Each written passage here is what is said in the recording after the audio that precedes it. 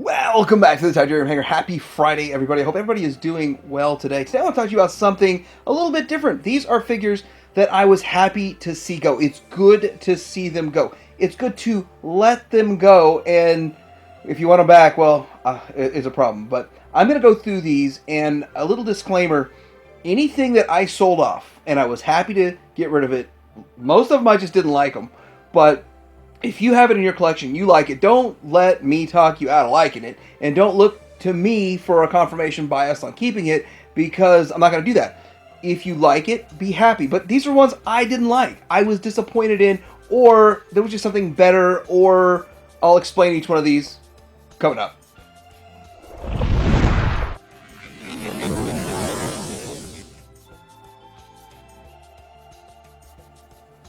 Okay, so number 10 on my list is Bad Cube's War Dog, and I gotta say that it wasn't a horrible figure. It was like $100, $105 for the figure. It's a pretty big size one. I remember picking it up when I was picking up mini bots. I was trying to dial out a mini bot shelf at the time, and I thought it was a pretty good value for $105. The transformation is kind of an exploding transformation. It's not horrible. I only had problems with one part, and once I got through that, it wasn't too bad actually. But I did not like the aesthetic. I didn't think that it matched the character of Warpath very well, in my opinion. I thought it was just too bulky. And I really did like the Fans Toys one. But I got rid of this one before the Fans Toys one came out because I wanted to at least get my money back out of it, which I did. And I was happy for that. The alt mode on it is probably where it does shine, though. It does look the best in its alt mode. And this is one of those that I almost thought about keeping it, putting it back into alt mode. But instead I just sold it. I was just like, well, I'm going to move on and get out of here. But hindsight, maybe I could have kept it and put it in alt mode, but I was happy to see it go. Number 9 on my list here is the DX9 Galvatron, which is DX9 Tyrant. And so this one's bittersweet to me, and so I kind of put it lower on the list because it's bittersweet to me, because I thought it was a pretty good Galvatron overall. And I did like it. And I kind of passed on Fans Toys at first, and then Fans Toys put another one out at $20 or $40 more or whatever. And so they just kept putting them out more expensive. And I finally picked one up, got a deal on a Fans Toys, and the Fans Toys one I felt was superior to this one. Although I do want to say I think this one has a better alt mode, or a more accurate alt mode, but that's just kind of subjective to your own opinion. It's not a bad Galvatron, but side by side, a lot of people told me the Fans Toys was so much better, and that they had both, and I agree with them. The shoulder pieces, those, whatever you call those, are they pylons? Maybe not. They do not want to stay in place, and it is really, really lightweight compared to the Fans Toys. But overall, still not a bad figure. If it's one that you have in your collection and you like it, then keep it. But the Fans Toys blows it away.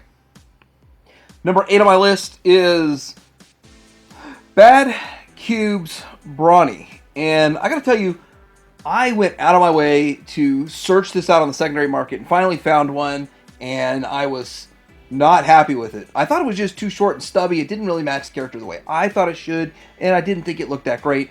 And in the alt mode, it's okay. The alt mode's fine, but I just wasn't impressed with the figure. I knew a better one would come along, and the Fans Toys one is better. I don't see other companies jumping or biting at the bit here to make another Brawn figure, but what was the one that got me on this one? Took me a second. Final Victory. Even the Final Victory one was better than this, so with that, I had to let it go. I got the Final Victory, let this one go, waited for the Fans Toys, and now I still have the Final Victory. But I was happy to see it go, and I don't ever want it back.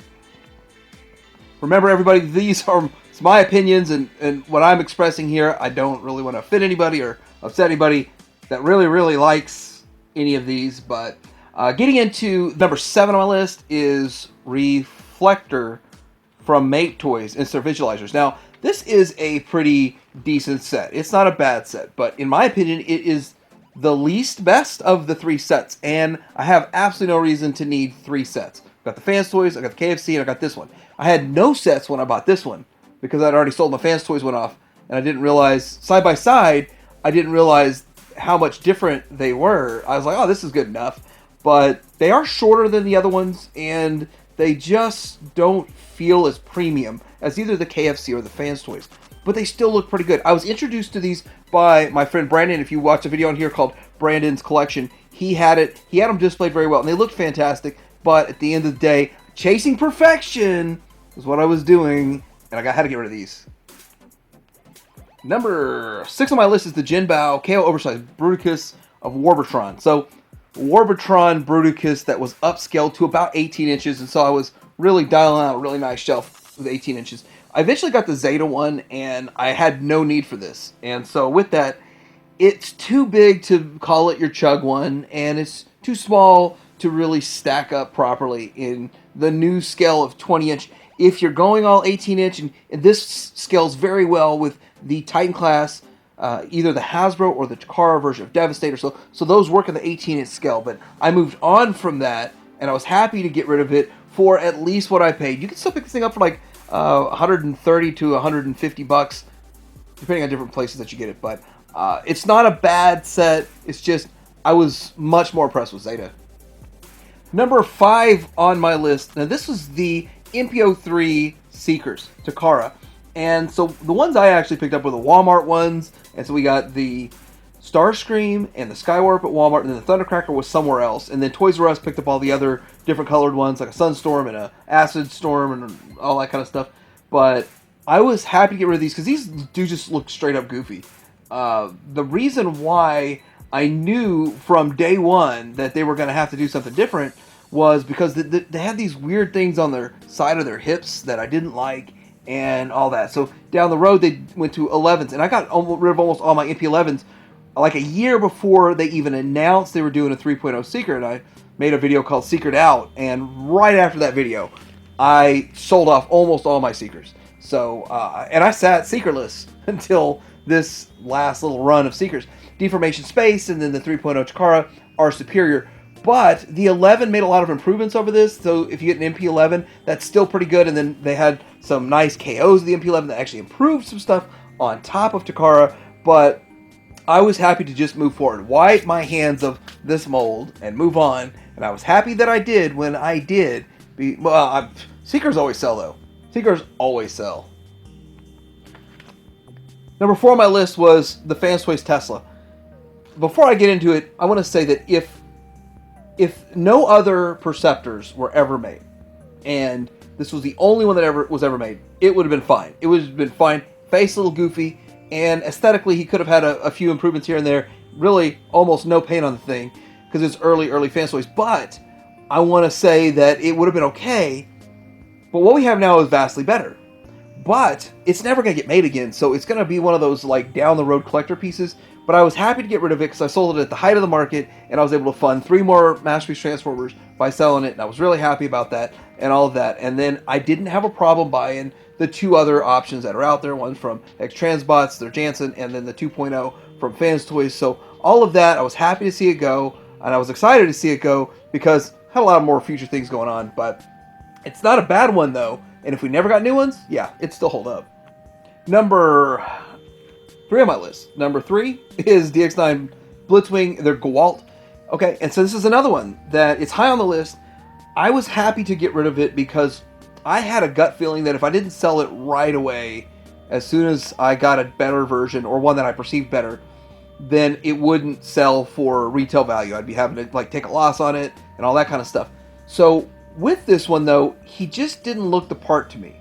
He looked the part in pictures, but in hand, I just didn't feel right. In my collection, it didn't feel right. He stands solid. He stands really solid. But then when you get good old Ditka next to him, then the story changes a little bit in my mind. I think Ditka, it actually looks so much better. Looks better on the shelf. It's got more paint on it. It just looks a little bit more like the character to me. But Ditka cannot stand up. I can make him stand up, but I don't bother with that. I just lean him up against the back wall, and he looks fine. He looks good. So this is all about looks here. But side by side, I still prefer Ditka to this day. Happy I got rid of Gewalt. Although Gewalt is not a bad figure, Ditka was for me. And in 2037, when I get the fast... Number 2 on my list is the DX9 Chigger. I thought it was like Chugga, but someone says it's based on No Country for Old Men, someone that was in there. I don't really know. I don't really know where they came up with the name, but I like the idea that it makes a train sound, but that's probably wrong.